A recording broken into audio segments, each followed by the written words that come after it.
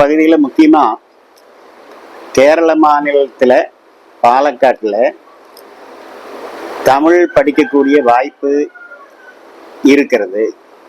1வது வகுப்பு முதல் ஆய்வு துறையிலே மிகப்பெரிய தொண்டை ஆற்றி கொண்டிருக்கக்கூடிய பேராசிரியர் பெருமக்கள் எல்லாம் இங்கே இருக்கிறார்கள்.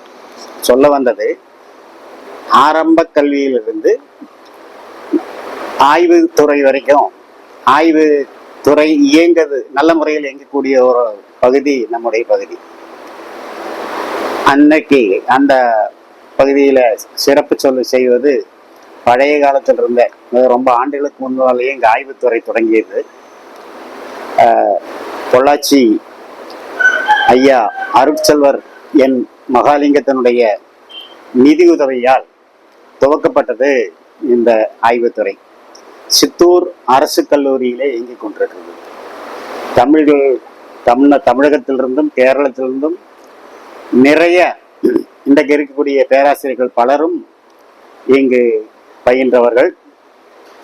அதற்குள்ள வாய்ப்பை எல்லாம் பெரியவர்கள் செய்து கொண்டிருக்கின்றார்கள்.